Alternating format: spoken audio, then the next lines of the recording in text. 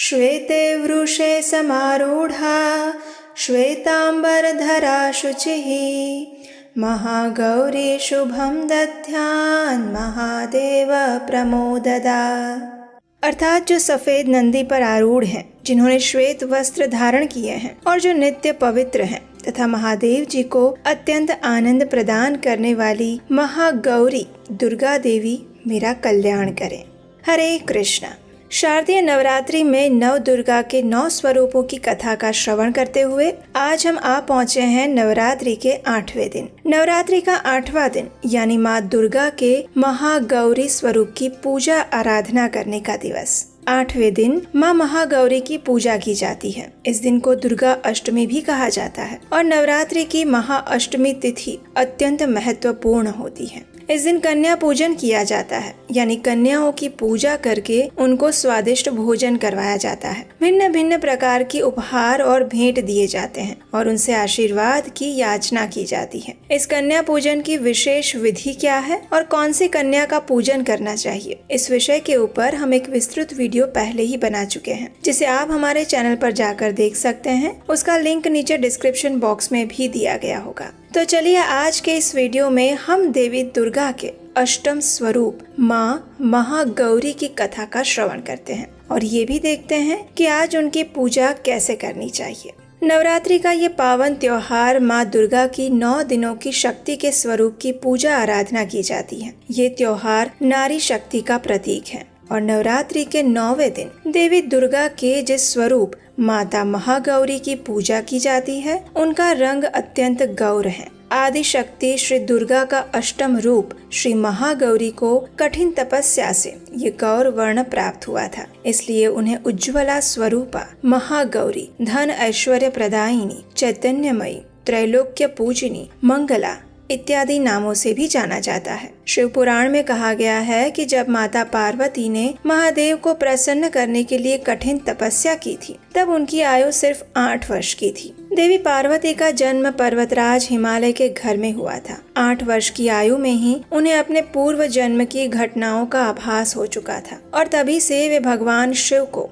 पति रूप में प्राप्त करने के लिए तपस्या करने लगी। तपस्या से देवी पार्वती को महान गौरव प्राप्त हुआ। भगवान शिव ने उन्हें अपनी अर्धांगिनी के रूप में स्वीकार किया। इसलिए नवरात्रि की महाअष्टमी तिथि के दिवस पर महागौरी की पूजा आराधना करके कन्या पूजन किया जाता है और उनको भोजन करवाया जाता है। इस दिन दुर्गा सप्तशती का पाठ करने से अधिक विशेष पुण्य फल की प्राप्ति होती है। इस दिन माँ की कथाओं का श्रवण करने से अनेक गुना अधिक फल मिलता है। माता का स्वरूप गौर वर्ण, श्वेत शंख, चंद्र और कुंद के फूल समान है। उनके वस्त्र और आभूषण आदि भी श्वेत हैं। उनकी 4 भुजाएं हैं। उनका वाहन वृषभ है। देवी के दाहिने ओर के ऊपर वाले हाथ में अभय मुद्रा है और नीचे वाले हाथ में त्रिशूल है। बाईं ओर के ऊपर वाले हाथ में डमरू और नीचे वाले हाथ में वर मुद्रा है। माँ का स्वभाव अत्यंत शांत और निर्मल है। माँ महागौरी का ध्यान, स्मरण, पूजन,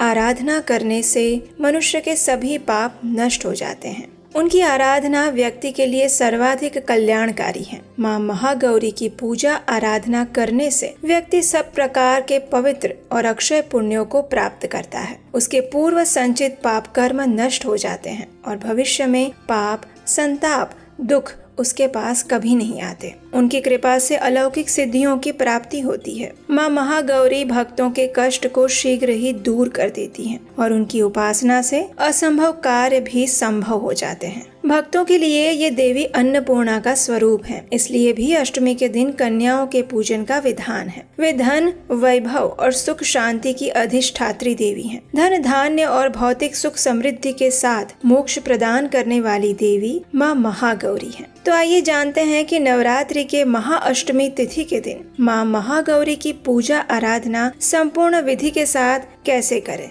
अष्टमी तिथि के दिन प्रातः ब्रह्म मुहूर्त में उठकर स्नान इत्यादि कार्य करने के बाद महागौरी की पूजा में श्वेत, लाल या गुलाबी रंग के वस्त्र धारण करने चाहिए। उसके बाद सर्वप्रथम कलश पूजन के पश्चात माँ की विधि विधान से पूजा करें। देवी महागौरी को चंदन, रोली, मौली, सिंदूर, अक्षत, मोगरे का फूल अर्पित करें। फिर माँ के समक्ष धूप दीप प्रज्वलित करके उन्हें स्वादिष्ट पकवान का भोग लगाएं। माँ की स्तुति और आरती करें। इस दिन दुर्गा सप्तशती पाठ और श्रीमद देवी भागवतम से माँ दुर्गा की कथाओं का पठन या फिर श्रवण करने से पुण्य फल की प्राप्ति होती है। अगर आप उपवास कर सकते हैं तो ये महाअष्टमी तिथि के दिन माँ महागौरी के लिए उपवास रखना चाहिए, क्योंकि अगर नवरात्रि के 9 दिन आप उपवास नहीं रख सकते और आप इस महाअष्टमी के दिन ही उपवास करके माँ गौरी की पूजा आराधना करते हैं तो पूरे नवरात्रि के उपवास का फल आपको प्राप्त हो जाएगा। इस दिन देवी के सिद्ध मंत्र श्री क्लीं ह्रीं वरदायै नमः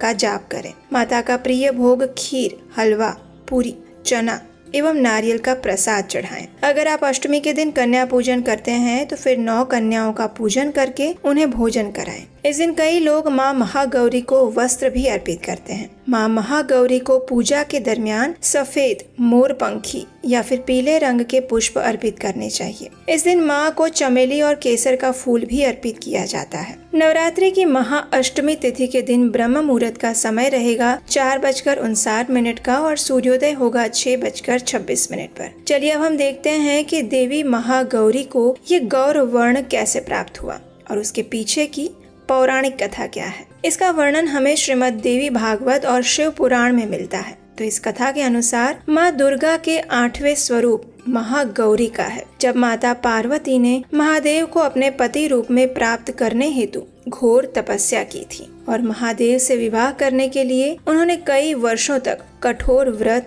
और तप का पालन किया, जिससे उनका पूरा शरीर श्याम वर्णी अर्थात काला हो गया। फिर एक समय ऐसा आया जब भगवान शिव माँ पार्वती की कठिन तपस्या से प्रसन्न हो गए और उन्हें पत्नी रूप में स्वीकार कर लिया। इस प्रकार माँ पार्वती की कठोर तपस्या से प्रसन्न होकर महादेव ने उन्हें अपनी पत्नी के रूप में स्वीकार किया। भगवान शिव ने माता पार्वती का गंगा जल से अभिषेक कर उन्हें शुद्ध किया। गंगा जी के स्नान के दरमियान देवी का एक स्वरूप श्याम वर्ण का प्रकट हुआ, जो कौशिकी देवी कहलाई, और वहीं दूसरा स्वरूप चंद्रमा के समान उज्जवल वर्ण का प्रकट हुआ और तपस्या से देवी पार्वती को महान गौरव प्राप्त हुआ, इसलिए उनका नाम महागौरी पड़ा। वर्षों तक किए गए कठिन तप और उसके बाद गंगा जल से किए गए स्नान से माता का रूप अत्यंत गौर वर्ण और कांतिमय हो गया। माँ की आभा एक शंख और चंद्र के समान श्वेत हो गई और इसीलिए उनके अति गौर वर्ण के कारण भी उन्हें देवी महागौरी के नाम से जाना जाता है।